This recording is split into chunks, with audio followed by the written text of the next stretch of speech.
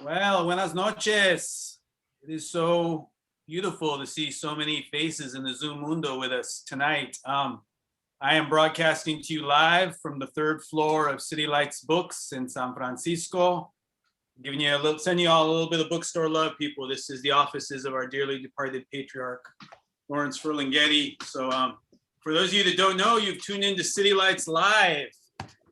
City Lights is made the transition to the Zoom Mundo during this pandemico time. Remember when we used to do the readings on the poetry room, you know, and everyone would get all sweaty and we could only fit 10 people in there at once. Now, City Lights Live is got you in the comfort of your own homes. You don't have to wear pants. You can enjoy yourselves, eat noodles, whatever. But tonight, we are so very excited to be presenting. I'm so very excited. I can hardly contain myself.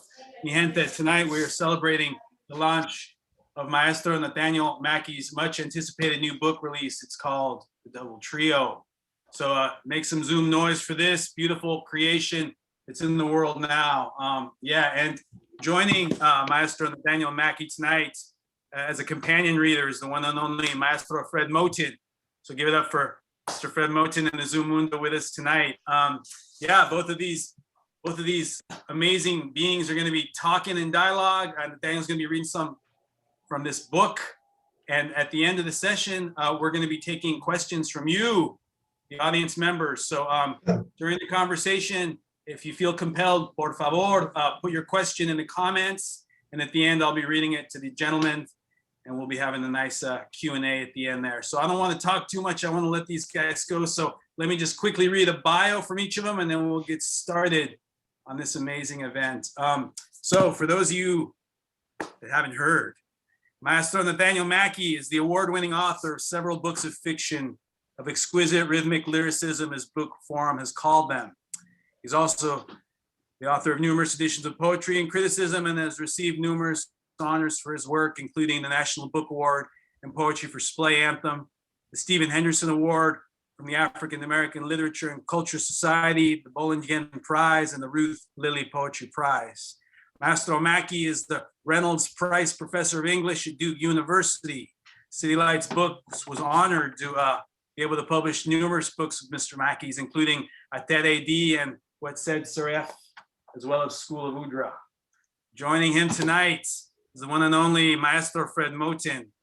Fred Moten is an American cultural theorist, poet, and scholar whose work explores critical studies, Black studies, and performance studies. He's a professor of performance studies at New York University and distinguished professor emeritus at the University of California, Riverside, and the University of Iowa. Fred Moten's scholarly texts include The Undercommons, Fugitive Planning, and Black Study, which was co-authored with Stefano Harney. In the Break, The Aesthetics of the Black Radical Tradition, and The Universal Machine, published by Duke University Press in 2018. He's also published numerous poetry collections, including The Little Edges, The Field Trio, B. Jenkins, and Houston's Tavern. So, mi gente, post your questions for the Q&A at the end, and there will be some links to purchase both Maestro Moten and Maestro Mackey's books in the comment as well. Do that. It's a great way to support the bookstore. So now, without further ado, give it up for Nathaniel Mackey and Fred Moten.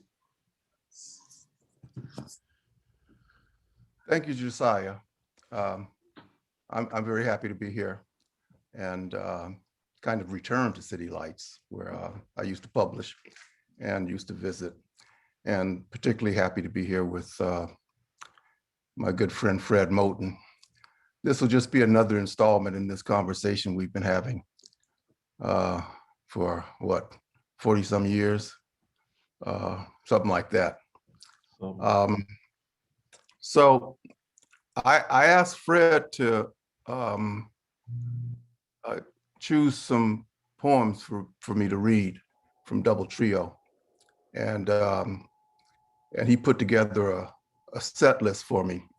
So he's really the DJ tonight, and I'm just the vinyl. You see him sitting up there with this, he's got his headphones on. So I'm gonna ask him to DJ, come in and say a little bit about what he asked me to read. And then I'll read a couple of things. And then we'll come back to something else he asked me to read. And then we'll check and see what the time looks like and do what we can do in the time that we have. Fred? Well, thanks, Nate. It's an honor to be here. I'm so happy to be here to celebrate the publication of this book, which is book's not the right word. This double book, or this trio of double books, which is so monumental, and at the same time, so much in the middle of this long trajectory that you're still on. And obviously, it's a beautiful thing not only to recognize what you've accomplished here, but to realize at the same time that there's so much more to come. And part of what I guess I've been thinking about over the last week, as I've really tried to figure out how to open this book, is I guess the best way to put it. To figure out how to approach the double trio, and to really begin to rediscover, some of the most fundamental and elemental parts of what you've been doing for 40 years, longer than that, obviously now. And so maybe one of the phrases that resonated in my head, or a little resonance that occurred in my mind, was the resonance between double book and double back. There's this doubling back that feels to me like it's characteristic of your sound.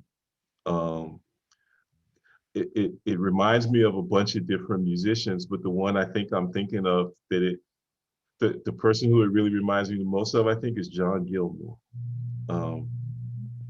And when I listen to Gilmore, I feel like I'm constantly, there's this sort of really intense interplay between recursion and extension. And I thought of it, I wrote this to you the other day, that when I'm reading your poetry, it feels like there's an arm reaching into some both new and old terrain, but the reach of that arm, the extension of that arm moves by way of a kind of curl. I'll tell you what it reminded me of. It was as if I kept thinking that there's a tree with a limb that wraps around itself, right? And when the tree reaches out, it reaches out by way of that recursion. It reaches out by way of this kind of intense circling. And of course that circling is complicated. It made me think of the three terms that are sort of fundamental to your book from 2006, Splay Anthem. Braid, fray, and nub. Imagine a tree that reaches around itself to reach out, and in a way, it also is always eroding or cutting off that reach too, so that, and then the loss of that reach becomes a theme, so that there's always this yearning at the same time as there's always this reaching. It's an extraordinary accomplishment to create that kind of topological confusion for a reader. And that topological and topographical confusion can become, it's such an amazing terrain to find oneself lost in. Anyway, I wanted to have you, to ask you to read a couple sets, I guess. And the first set is from Song of the Andoumboulou 142 and Mu 122, which are both from the first volume, Tej Bet, towards the end. And I guess I was thinking really also about how these two threads, how these two extraordinary lines, these two extraordinary long songs go together, how you put them together, how they're braided together, how they rub up against one another, how they turn one another into that nub of yearning, and a hub of yearning too. So I don't know. I guess that's the call. Moments Omen, uh, Moments Omen, which is Song of the Andoumboulou 142, and all accruing to the one, which is Mu, 122nd part. So. Okay. Thank you, Fred, for mentioning John Gilmore, who was a player that I just couldn't get enough of. I mean, I still can't get enough of. He's on all those Sun Ra discs, and but some others as well.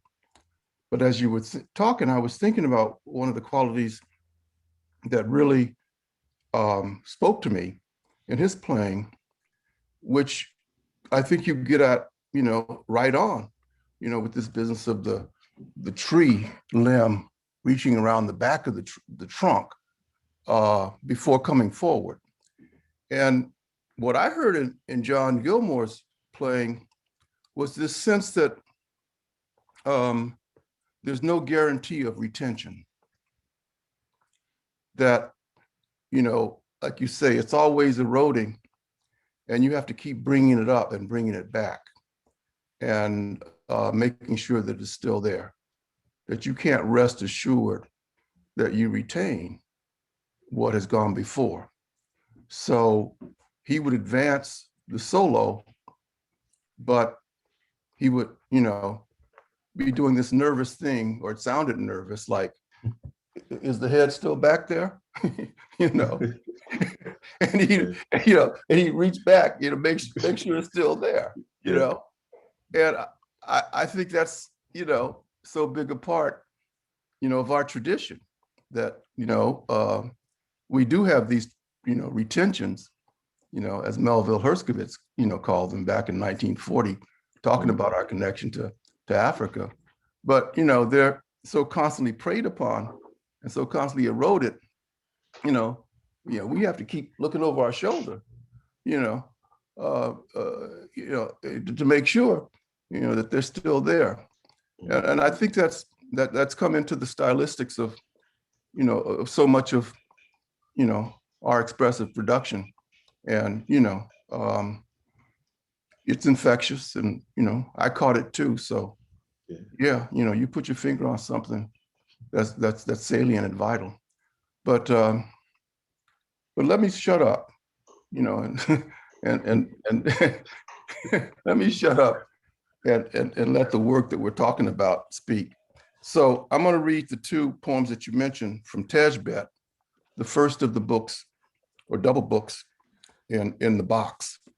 Song of the Andoumboulou 142, which is subtitled Moments Omen. We were on a train somewhere on our way to California. Florida, Panama, and the Bahamas lay behind. Abandoned boys and girls again, the band of us. We threw our votes toward the polling place, too far to reach. Southern arrest had set in. We set our sights west. Sunset's chemical sky, some new recognizance, balm the omens notice might be. Lone coast obliquity said, come hither. Steeped in solvency, bittersweet obliquity, bend.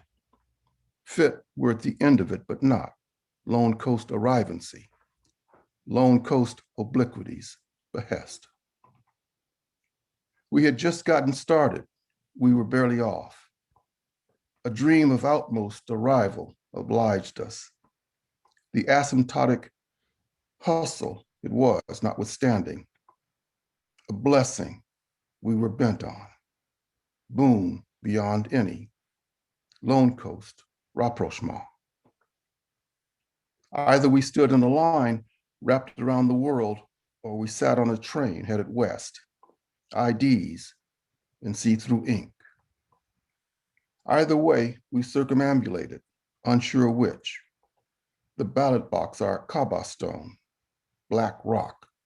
No way to look through or look into it, no matter it lay broken or because it lay broken, come from no sky, we knew. We were scared and afraid fear meant we knew something. Scared being scared was knowing's omen, moment's gnosis. The alone lay waiting, the we were afraid we'd be. I knew there was no we. I knew we less than we's rumor. I knew it was a feeling from before. I knew there was the hum it made at least. I snuck a peek at where the alone were, Lone Coast intaglio, a grimace in the wind. The it of it might only be the hum of it I saw, heard what it made me imagine I saw, an aggrieved omen we were a moan away from. Why they take it away? Why they try to, we were asking. A lady dressed in black stood in the aisle and started dancing. Otherwise, we sat with our refugee blankets tossed over us. Flags, we later learned, of the possessed. Why we the had, we were asking, wanting more to think of an earlier life, some lifted sense, something said getting out of a car when we were 19. So it was, and so it went. So we said and saw it come true. Dispossession got hold of us, possessed us, got us happy. Lone Coast abandon woven into the blankets we wore. Now it was a bus we were on, going backwards. No matter, we sat in front. Where was the ballot box, we were asking? Where did they put it? We soon saw the way, the fey design of it, away from Lone Coast while on it, none of us knowing where, none of us knowing when. We were in the aisle now, the lady in black, our leader, Lone Coast Islander. She intimated, come hither, gave the air a bump with her hips and gave it a grind. Give it all a don't care damn, we took her to mean.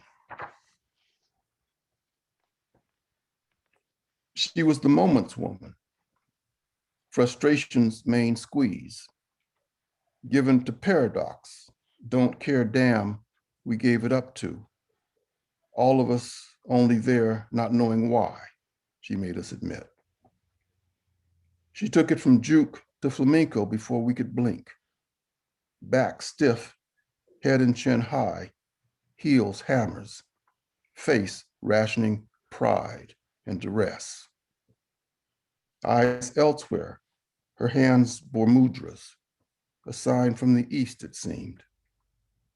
Don't care damn a danced indifference, dance don't cares, tawil.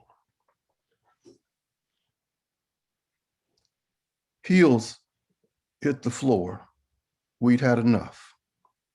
The lady in black's heels hit and ours followed.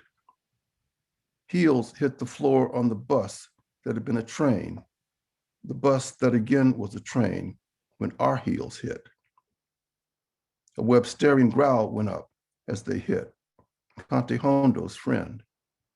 A breathy reed squawk behind each of us, a Kundalini black snake moan. A buttress, it seemed it was, in back of us. Gravelly strafe, Cameron, would have blown had he blown a horn. Thus it was we spoke of clowns and kings, each of us conducting our lone apocalypse. Nature Boy, before we knew it, was on the box that wasn't there. Instead, we spoke with our feet. An early joy relived in a dream came next. Lone Coast reconnaissance, dreamt of entelechy, hinted, what arrival might be. Slogan. What it was dance was a weapon for the weaponless. Would be, some would have said. It wasn't some next level stuff. We'd have none of it. A way of being away that brought out in was all it was. Frown line amenity, a wrinkle in the wind, noses up as though we took offense. What it was we did take offense. Ballot box obscurity afoot, no one would not have. Deep song dances hauteur was no shuffle. All heel was what it was, all stomp.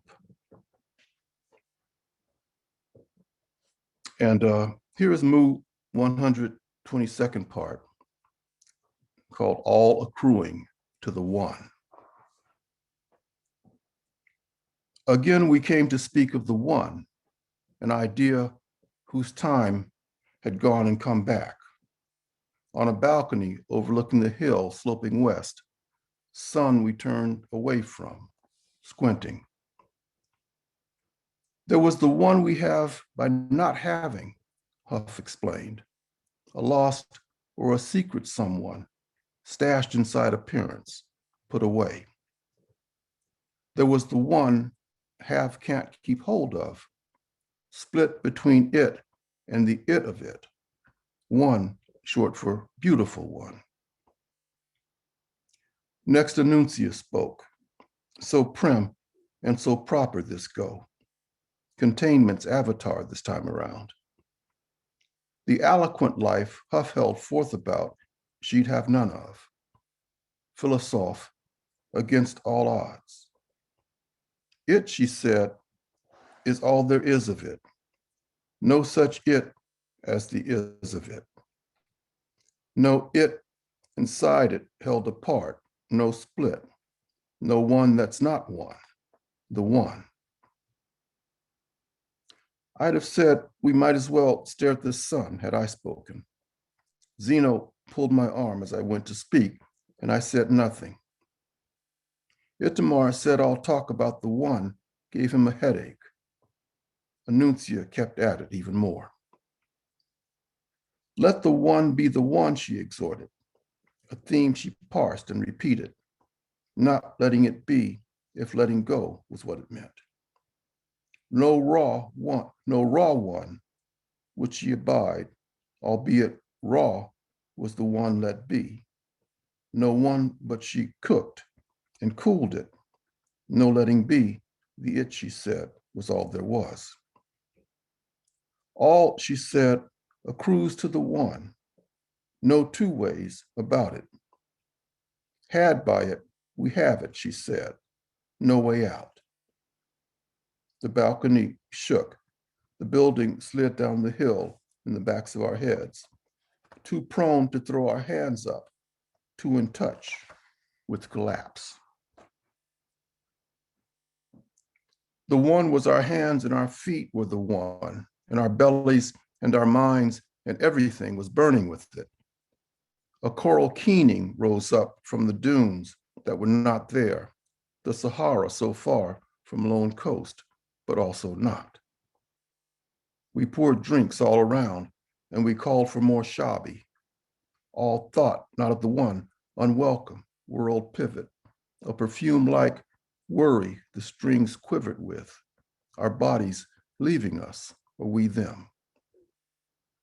Tell me about the one was on everyone's lips, said so as to seem offhand, albeit inwardly, each of us begged. So much having been said, we wanted more. Tell me about the one, I turned and said to Zeno standing next to me. Tell me about the one, he turned and said to Zanette standing next to him. So it went, passed on by each of us. Tell me about the one. Planetary pinch, pivot, pure vicissitude, risk we took telling taken back in the asking. Tell me about the one, a kind of hurt put on as having to, told as we were warned we'd be. Suddenly, Sophia stood next to me. We needed to talk about Itamar's talk of her book, she said, calling it her so-called book. She would hear none of it, the book he dreamt her spread legs would make. Were she to open them, the lineaments of when, such were, she said. Now's not the time, I said. Tell me about the one. Something ominous began to build as we thought of the one. Lowercase o's, nonchalance, no matter. The dead had come back for the day. All their favorite food was on the table. Smothered pork chops, pigeon peas and rice, chicken and dumplings, candied yams, macaroni salad, mustard greens, on and on. Tell me about the one was the grease on their lips, on ours. The unctuous dead kissed us askew, sloppy drunk. Tell me about the one's unanswered prayer. We were waiting to see the one, but were it, the dead said. Water all around, but thirsty. The one, the wet kiss they gave. There was the one, and there was the one that was. Huff was explaining. Not so much the one that got away as the one that was, the one that had always wasn't. As though he basted our heads with salmon fat, he said it, wasn't, no compunction. Tell me about the one, we egged him on. Annunciatu now, not so prim this time, no longer so proper. Huff's tractate braced us. We felt our ears pierced by Holy Week brass as we spoke. No thought more worthy of the one. We felt our sleeves tugged at by the dead as he spoke. To have gone was no other than the one, we heard them whisper. They called themselves the awaiting dead. Was it wrong not to know, we wondered? Slick facade, all the more slick with salmon fat. Head grease, asking, was it something we suffered for? Tell me about the one, we exhorted again. Each of us meant we to mean us. We repeated it. Tell me about the one, without cease. Complete in one's apartness, one took oneself to be. One was not the one we stood reminded. We, the awaited ones. Sophia's disavowal stayed with me. Lineaments of When was a book I knew to be real. Why the shot at Itamar, I wondered. Why call the book her so-called book? Why call it a book of what he took to be Prophet Loin Musk, would-be book? The lineaments of When, misread allure. Did she mean to say he took her to be the one? Secretly say she took him to be the one, I wondered. Each the other's unawares angel. The one could be that way, I knew. What but made up gospel, any of it? All of it accruing to the one no matter what. This, the one drop desiderata, one would cling to, one for all, one by one. Limbo. It might all have been only a bunch of stuff, such talk of the one. Remote cosmological backdrop, talk so near, so far. A replete proto-wayhead politics, it might have been. Sedentary woe, we told go, not going. Nod, unbeknown to itself. A remote political backdrop as well, we knew was possible. Deep wayhead resumption, dead leg reel and roulette.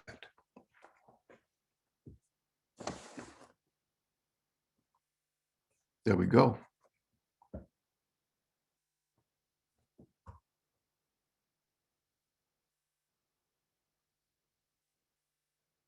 I'm not hearing you, Fred. I think you're muted.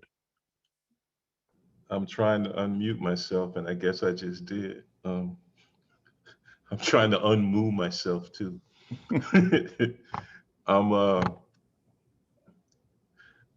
I'm I'm I'm not quite stuck, but I'm almost stuck in the joint between these two poems, um, which for me is a joint, uh, a beautiful joint between the two longer poems from which they come. All heal was what it was. All stomp, and then we go right from there to all accruing to the one. And I guess in a way, I wanna I wanna say that I want you to tell us about the two, and I want there to be just one way about it, right? Mhm. Tell us about these two and how they go together, um, how they were put together. Maybe even a little bit of your secret of how the book is composed, how the book is called, um, how you put together your so-called book. Yeah. Well, yeah, the so-called is in the putting together. I mean, you put it together um, in the apparency of what we call a book. Um, and, as an old DJ myself, I'm very attuned to segues.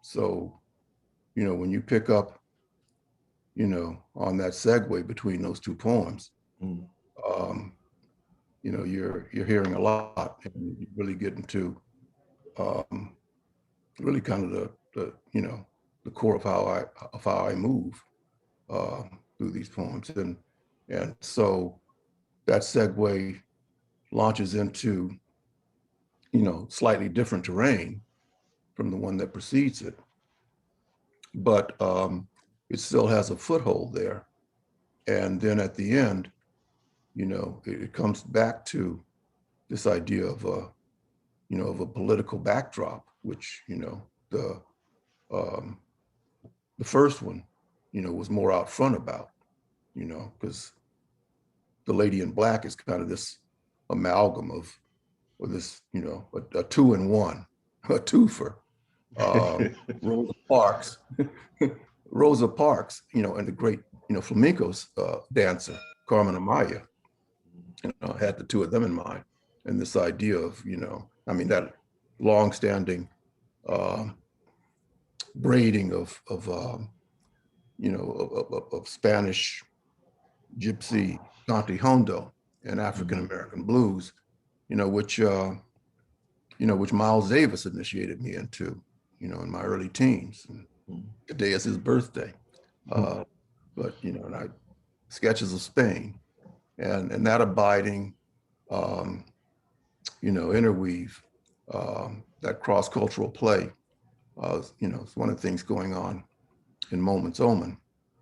Um, and it comes up again, you know, um, it's it's inexhaustible. You can't, say that you're done with it, you know, because you wrote your little poem, So I expect that to happen, and I expect there to be some fray.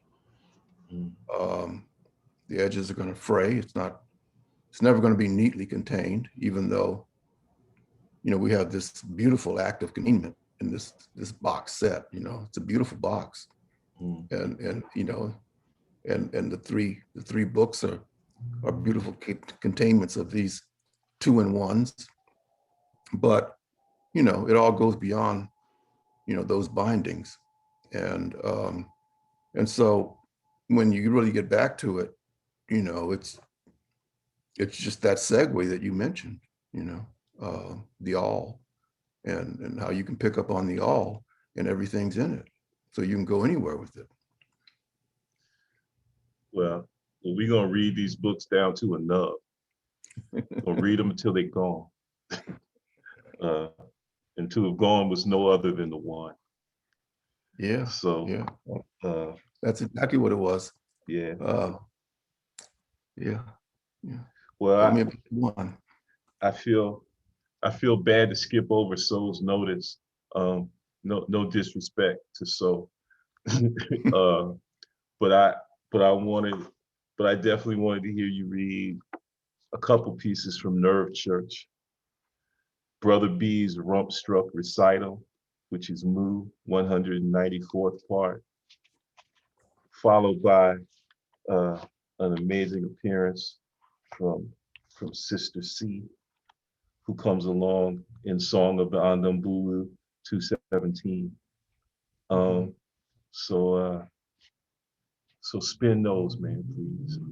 Okay, okay. Um,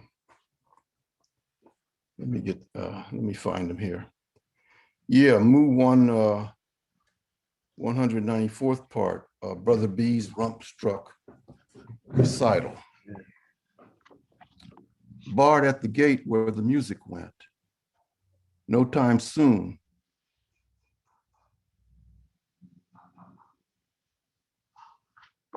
He was loath to admit, be made right. Marred copy of what was true. We scratched our heads looking at him scratching his, sat making what of it we could. Was it over now, we asked him. Could he let go, let it go, be done with it, move on? He said he'd long since cut it loose, but no way we knew could that be so. The tumbling out of it, the it of it going on. Was it love or the love song he cut loose, but couldn't cut loose, we wondered. Another annuncio in love with the sound or the song of it, barred entry, but entranced. We wanted to know, was it a state he could give it up for, some just and adjoined array of others wanting voice, the we, our cresting receipt, mused and made mention of, the we he'd make real, we hoped. Crepuscule and Condomblé wrought the we sorted. What would not, least of all, turn out to have been governable, his to have exacted, his to have inspired, all our bumped imbroglio made worthwhile. Brother B had been speaking to that effect.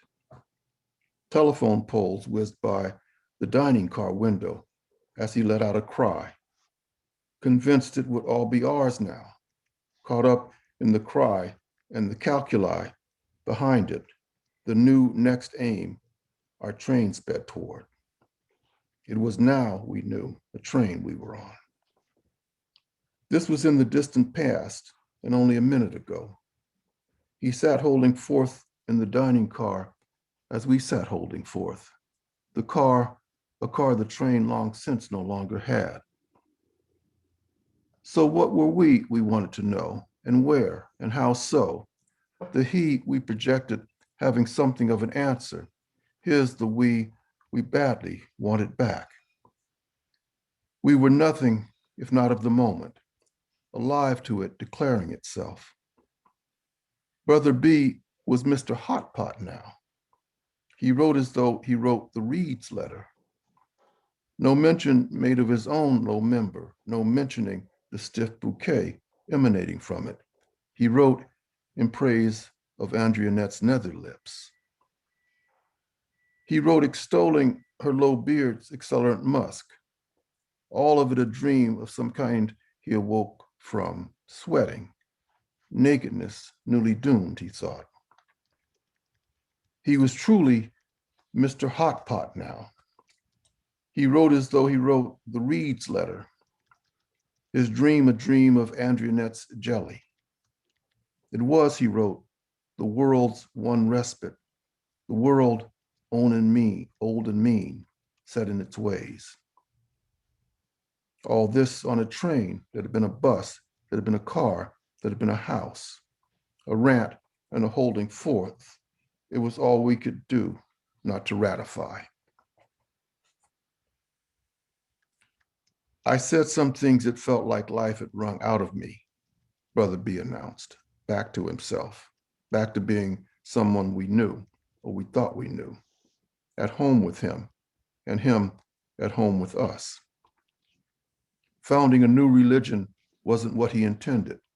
Sound as though it was, though he did. A first church of jelly, it might have been, had he been intending it. A new and old gospel of Andrewnet's perfume, waft he'd waylaid by. It was all an immaculate odor, no scent but the sound of it, a run he went off on, what always and anon would lie underneath. Up from under, he whispered, I need bottom. Something else life wrung out of him, he took it. The train approaching a tunnel, the train going into the tunnel, the train coming out of the other side. Something seen in a face we'd long been chorusing. Something seen in Andrewnet's behind he now held forth about, of late come to ask, was that all it was? Tale he not so much announced as expelled, spat as he extolled it, Udrite mince and remit. It was only a word he drew down, only as if to say, deal with it. A rump-struck recital was what it was, all it was. At odds with himself, we'd have said of him, himself caught in his wandering eye, caught looking, wondering where else it might rest. Song of the Andoumboulou, 2:16. We sought refuge, decapitism at us wherever we looked. They were starting the next war. They were stealing the sky's ozone. It must have been we were in rum. It must have been we were in myrrh. More and more talk of a wall going up. More and more moving backwards. Crater more and more dug in. Sister C looked in of a sudden. She wanted to know what was on the box. We lived on a bubble of sound, not to be messed with. The box, we said, had gone out to sea. The box had been ours, we thought, but wasn't. This or that intuitive book, our box, we thought. Sweet reason itself, we thought. Crater was calling itself cradle. Words now, words collapse. We were all the more the Udrite phalanx we'd be. To speak as with a new tongue we were seeking. Tongue tip to tongue tip. Tongues up on each other. The new tongue, a double tongue it seemed. That the word be on itself and be one with itself. Tongue meant demanding tongue. A slow lingering kiss was all we had, could we have been said to have that. Spoken for already, inimical words put on lips, all with, at the end, what I'm talking about. A fickle sonnet announced as much could we have heard it, a leak or a trickle of sound from far away. Neptune, some would say Jupiter. Space was our claim to kinship. Static must our radio. Compensative light lit our way. That was no way. Trill. I dreamed we lay savoring the small mercy love was. Andrewnet and I, down to it at last. It was a dream we all had, Sister C and the women included. A dream not having to do with whose body had or didn't have what. Andrewnet might have been Andre. Andrewnet might have been Annette. Andrewnet might have been Ornette. Andrewnet might have been Andrea. We lay in flight from whose body had what. Sex polis taken over by haystack and wind. straw in everyone's hair, straw on everyone's clothes. We were on this or that electrical contrivance. They were saying something about an erectile college. Slavery lived on, some said. A closer look took us deep into Nur. Backwards walking nubs knew low, knew limbo, our reaction to which, again, was to run. We lay running, rabbits come after with shotguns and boots. We lay regaled, sprawls rendezvous with sprint, our restitution. She of the rumpled peacoat, me of the letterman's jacket, dream silliness, ruse, regret. All bets, it wanted to say, were off. Armor the way of the world we were in. The two of us in bed, fully dressed. We lay still, moving through the world at our leisure. Run's quintessence abstract, it seemed. A music made of squiggles massaged us. The box not having left was back. We lay in our clothes knowing what lay underneath. Who had what, no concern. Grab was now the name we knew Nur by. Not no matter we lay without hands, having none of it but its foil. Hands dipped in freezing water.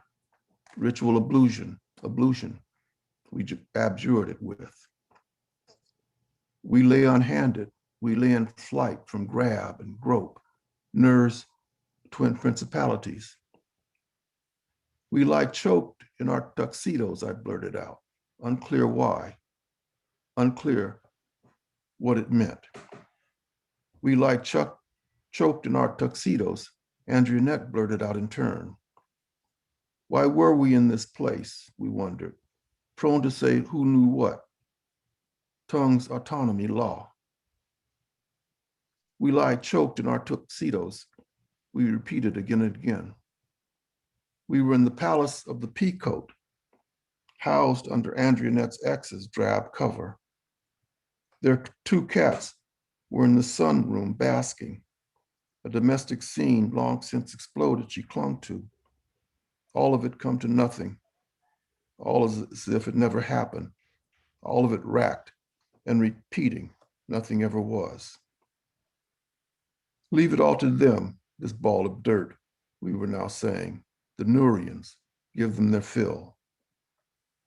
We imagined a we beyond all calculation, the billowing peacoat, a tent we congregated under, reckoning loves more than one.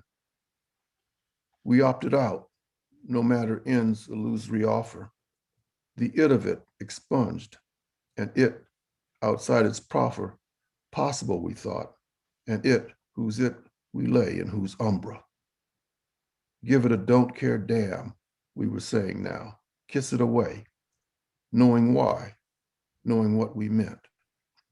We opted out, no get, no grapple. We were knowing it would be all right. Not being all right would be all right. Cameron sat us down as we wondered what next. That the box floated away told our despair. Hearts broken by politics again. Nub's facelift had fallen. Nub's facelift had never been. We heard a hammering in our heads and we wanted to hear more. We were post something, it said. It wasn't clear what the something was. Comb over was all scrape, scratch, claw, post face itself, pure post. Bits of straw stuck to our hair were bits of sounds. We leaned on this or that eked out sonnets, the surge of one or another, more than we could hope for. Mercy's wards again, mendicants again. Cameron's voice was all strafe, a stray corona, sunspots pocking the air. It carried, came through. How could it have happened? We milled around, gasping. How could hair look so much like hay we were asking. How could white be such a bright orange? We trudged up a foothill, workers leaving work, voices caught in the ground, audible again, attenuated, wide-mouthed sound, roofed in static, sonority domed in static, hollow inside. How could the options they were calling history be so dread, we were asking? The it of it against its ithm, no contest. The myth of it, the real of choice. We trudged up a hill of dry brush, our stomachs taken out, it felt like.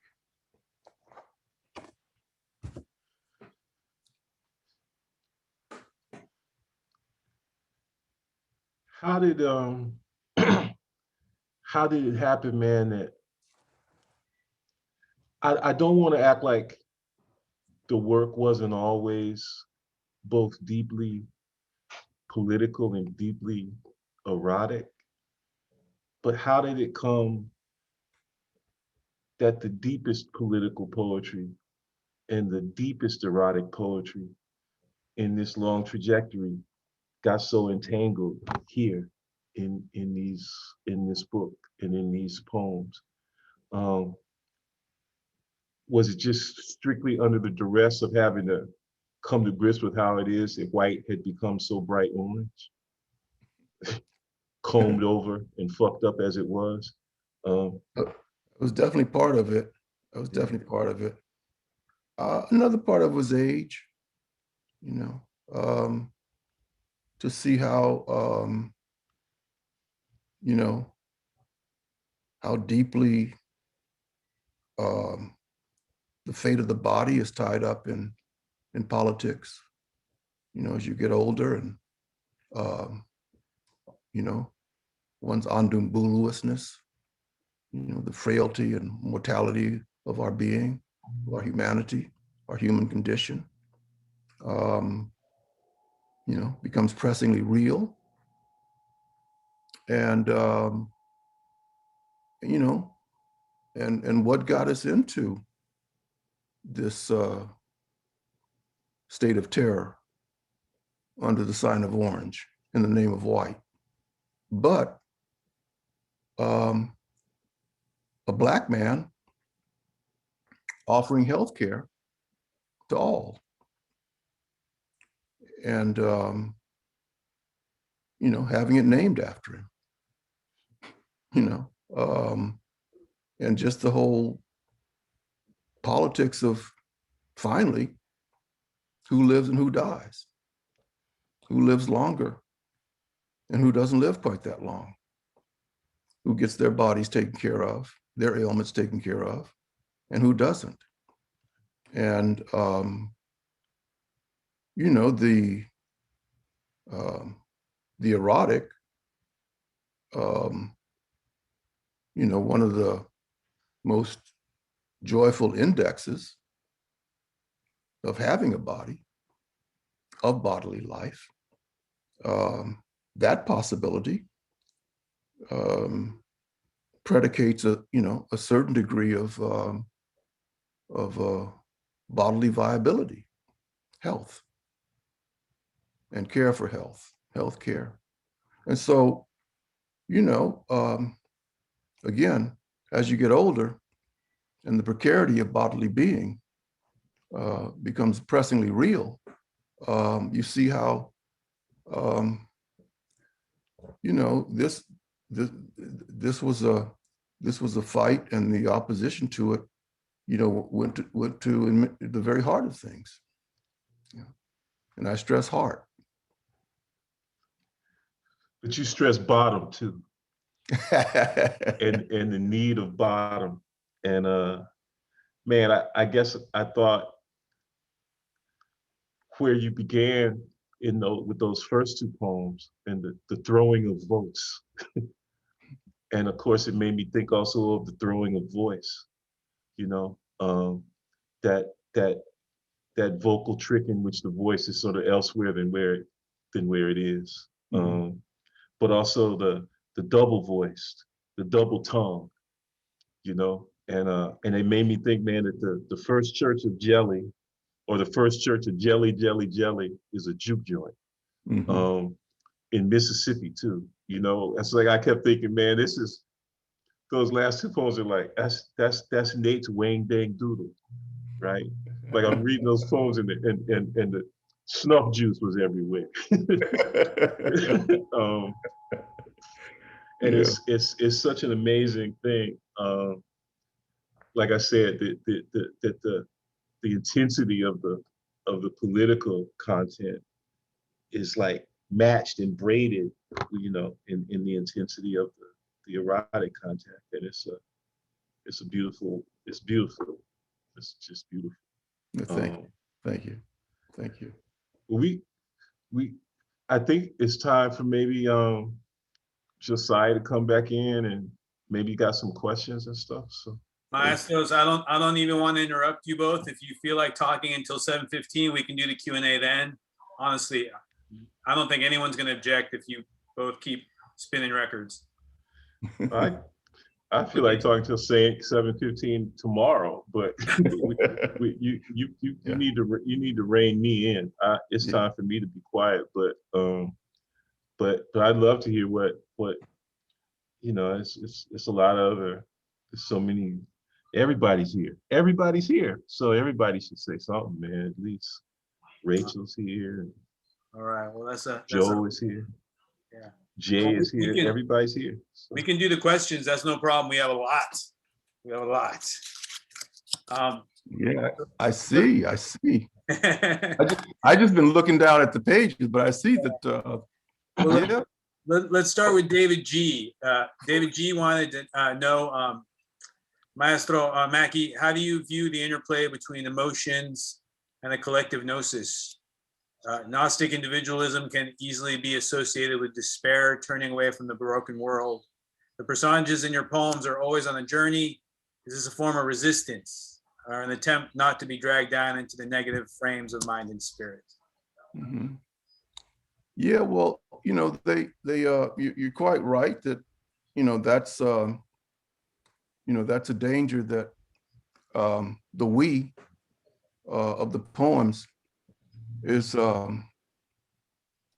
quite aware of, and I'm quite aware of, and throughout my writings in the prose as well, with the band that I propose. Um, you know, I, I look to music as a way of, being one and the same. The ensemblic possibilities that musical groups present us is something that gets over, the possible solipsism or isolation of Gnostic estrangement. I mean, the way in which, these, a group like, I don't know, any of them really, but Ornette's Prime Time just dropped in, just came to mind. The way that they, they're all sort of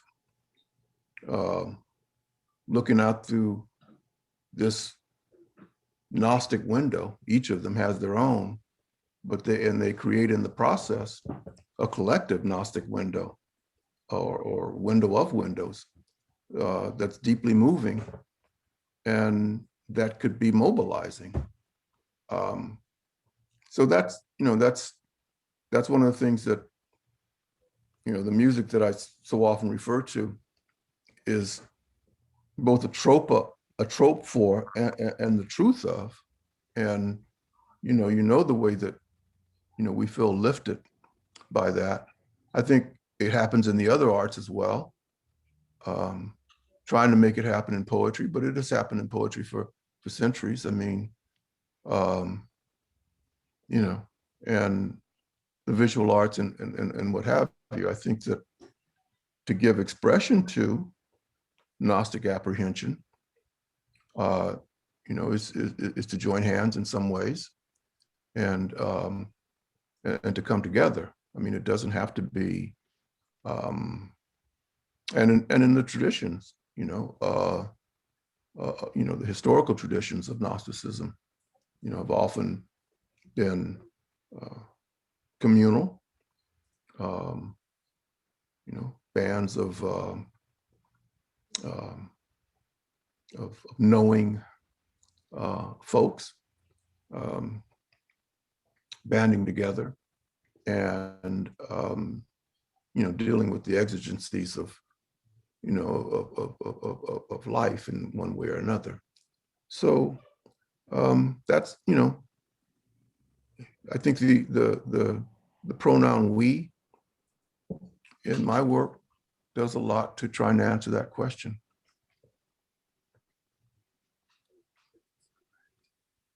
All right, and Matt Haug, Maestro, he wants to hear more about the one. Matt is asking you to tell us more about the one. Can I tell you more about the one? Well, I could be cute and say, if you have to ask, you're in trouble. Pull one of those Ellington, Armstrong lines on you. It was the positing of the one that I was really caught up in, when I was writing that poem. It wasn't the one, it was the positing of it. I wanted to linger. In fact, I couldn't do anything but linger in the positing of the one, and the exigencies and precarities of that, what can you tell me about the one? Folks in that poem keep asking, and I was cracking up as I wrote that poem. I was laughing, the positing of the one seemed really, at that point, it just, because,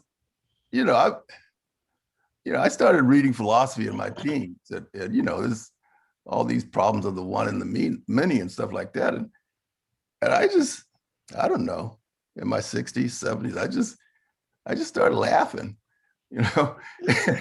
So, what can you tell me about and all accruing to the one? That title just jumped out at me. I didn't know what the hell I was talking about or what it was saying, all accruing to the one.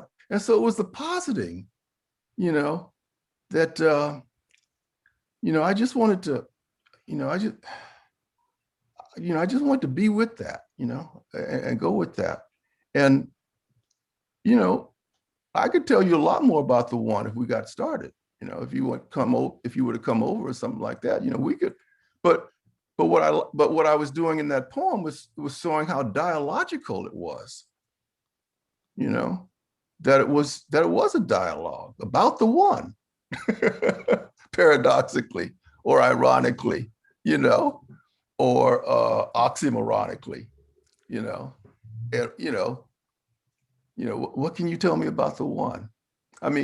Why would the one be subject to inquiry at all? Like this question I just got. Right? So you can't even, you can't posit the one without violating it.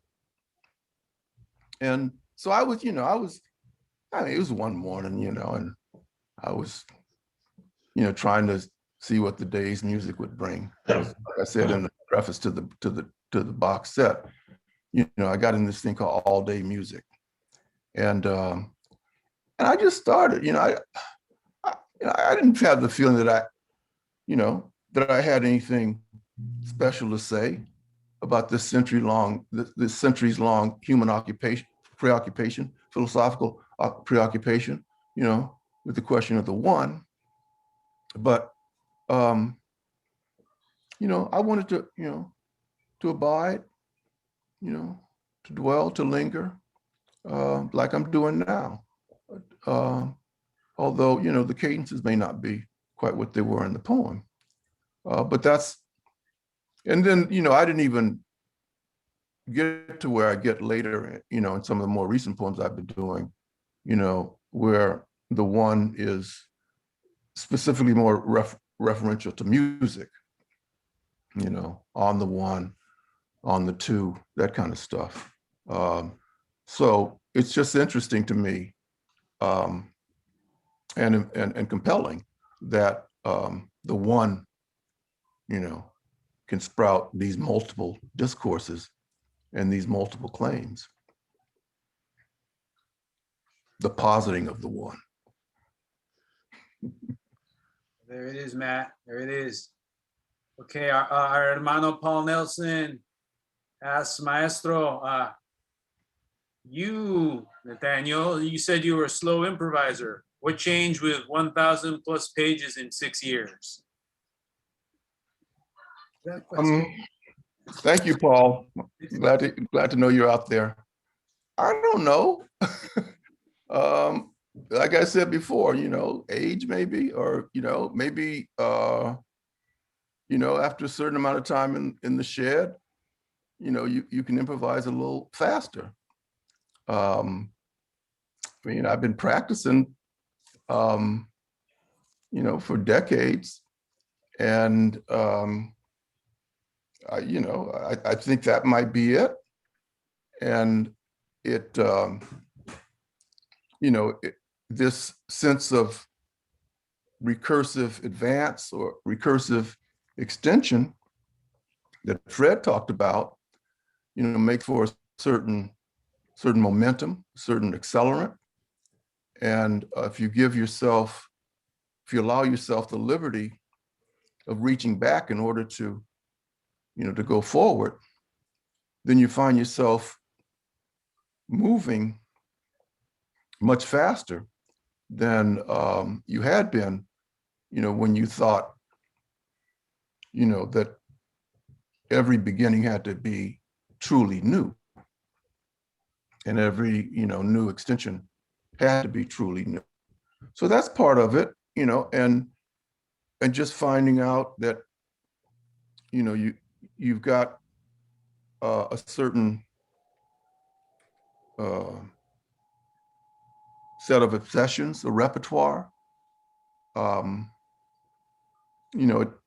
It sounds oxymoronic that you would have to find out that you have obsessions, because obsessions should be self-evident and obvious, but maybe it's just a matter of owning up to them or accepting them, letting them be. But that has but it has something to do with it. But again, age, sense of urgency, a sense of having, not a lot of time to waste. So, becoming a faster improviser, for those reasons, is part of the profusion, represented by, the double trio.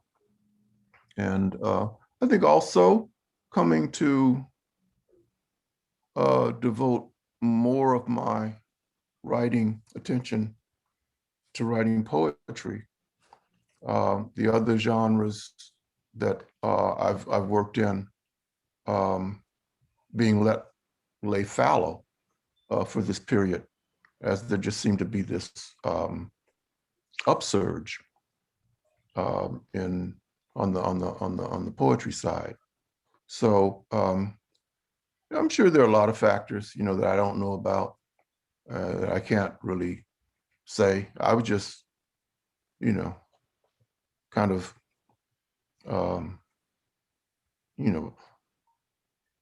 happy to let it happen, and so here we are. Nice. Okay, Eva, I'm sorry if I mispronounced your name. Eva Shotwell. Yes, she has a comment and a question. Nate, your syntax is yours like a fingerprint, unmistakably. At times, reading you over volumes and volumes, I feel like you've used 10 sentences to articulate 10 million ideas and emotions. Is it the durational aspect of your writing that keeps the sentences, the language of the sentences, the images of them new, i.e. that the world keeps changing beneath our feet, or is renewal within an all too familiar scene the heavy lifting of your practice, the sifting of sounds and semantics for a way forward? Yeah, I like that, the renewal, within the familiar, um, the heavy lifting of it. And the attempt to see possibility rather than fatality and finality in the sentence. I mean, there's that pun that people have, especially poets, have been playing off for years, decades, centuries, sentence as this grammatical unit, but also, sentence as an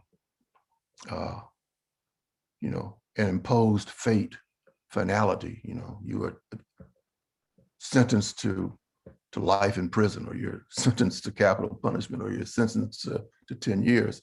So the syntax is kind of a struggle to open the sentence up, to how we thinking back to my my model and mentor, Wilson Harris, to find pardon in the sentence. And so those signature, acrobatics, if you want to call them that, and or calisthenics, whatever, the recursive extension that Fred talks about, is that seeking of pardon in this all too familiar sentence that just gets pronounced again and again and again and again, and we find ourselves, in places that we thought we had moved beyond. I mean, the stuff we're dealing with now, the return of all this stuff that, I mean, I'm in my early 70s.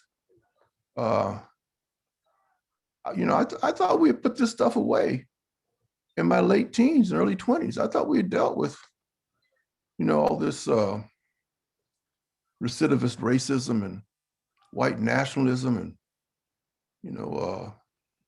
neo-fascism, that we're back at having to fight, and,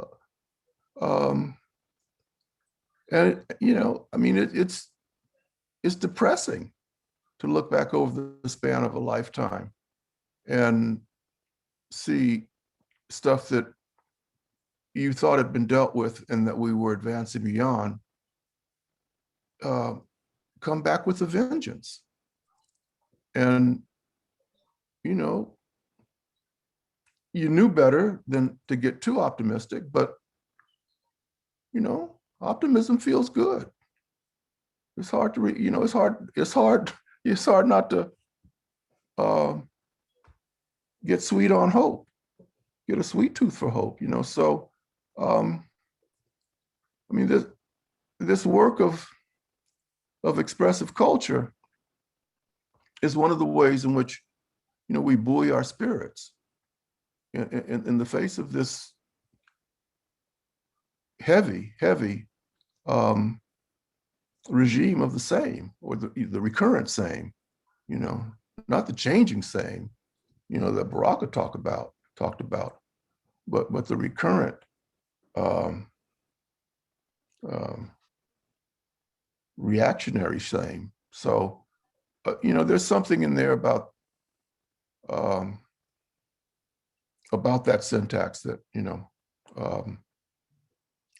I think you're hearing and asking about, and that's what it makes me think about. Jay Cameroon Carter has a really beautiful question for you, Maestro. Is it fair to say that there's some relationship between the positing of the one and all accruing to the one and the work of another kind of we working across all of your work? Nate, going all the way back to Eroding Witness. I mean, Nerve Church. Yeah, I mean,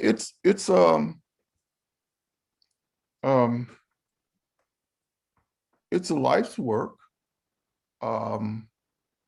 And, you know, it extends beyond my life, the community of lives that are working in poetry and in other media and in other modes and vocations and occupations. You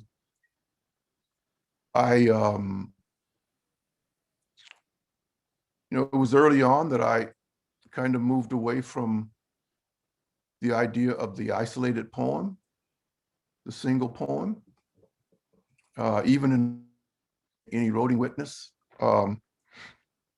seriality begins to assert itself, and that's my first book. And the sense that a sense of ongoingness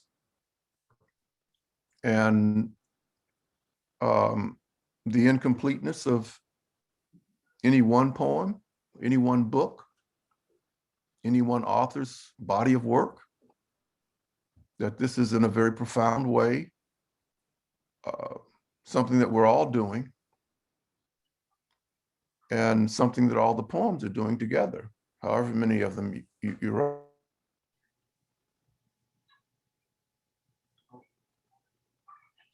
Which suggests that it's going to be a group, a set of 7 poems, but it ends up being a set of 8 poems. So that's already suggesting, just in the wobbly relationship between septet and the number 8, already suggests that there's not going to be any anytime soon any nice final fit.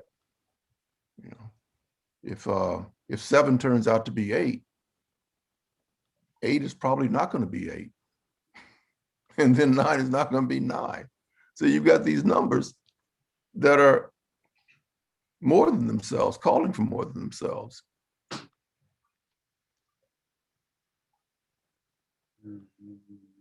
Yeah. Okay. More than themselves, uncontainable.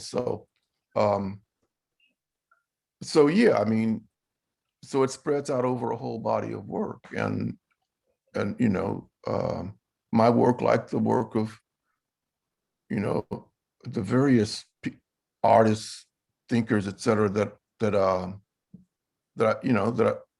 I've been nourished by and tried to learn from, and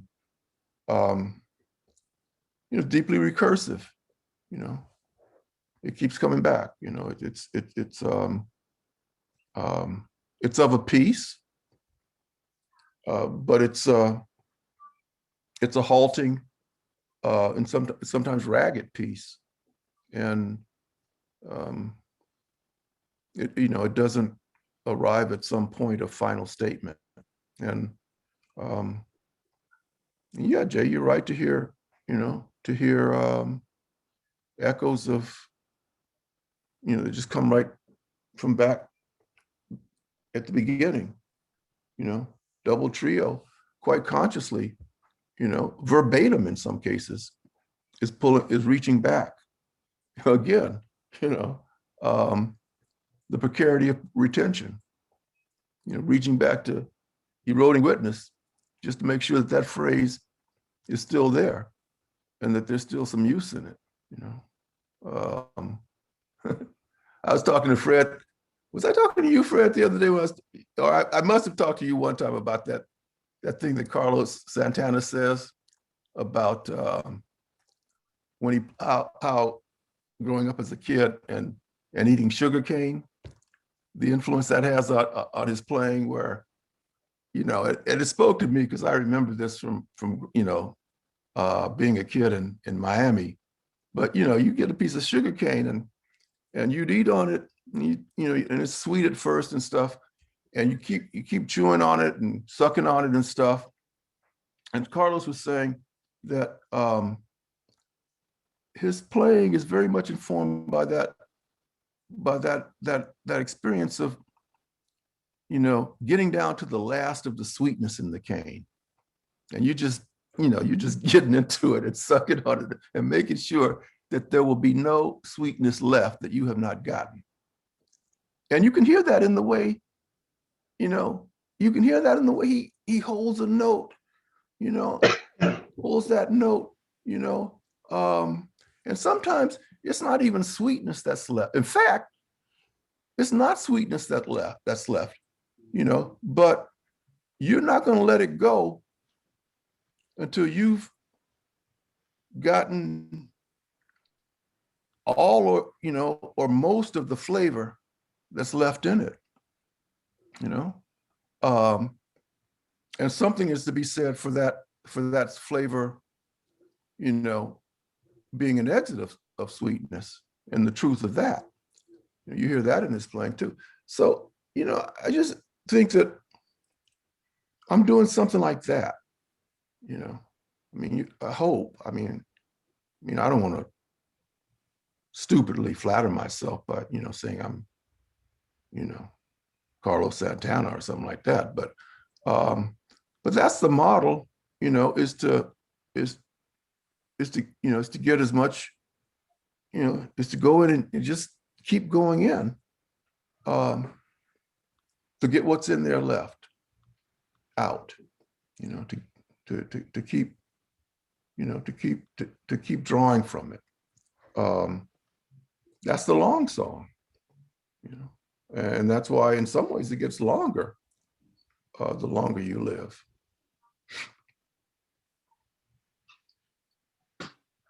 Wow. Unfortunately, we're out of time. We're gonna have to have a whole other event and have all these other questions answered. I apologize to the audience for not being able to get to everything, but please, y'all, give it up, give some love in the Zoom Mundo for Nathaniel Mackey and Fred Moten and this beautiful Profundo evening, celebrating the release of this Divino Libro, double trio put out by New Directions. Oh my God, this book is an hermosura. It's gorgeous. And if you haven't purchased it yet, please purchase it in the link. Peter's been posting the link to buy the books. And also check out City Lights' whole inventory. It's online now. We have several of Fred's amazing libros, as well as several of Master Nathaniel Mackey's, as well as this one here. So it's a great way to support the bookstore. Please, mi gente, buy some books. And if you can, come visit us at the bookstore live in person like they did back in the old days. Give it up for Maestro Fred Moten and Maestro Nathaniel Mackey in this beautiful celebration tonight. Nathaniel, Fred, muchas gracias for being with us and sitting with us and schooling us and blessing us. It was a wonderful evening. Very nice. Everybody, have a good evening, I guess I should say, you know. Bye-bye. Good night. Buenas noches.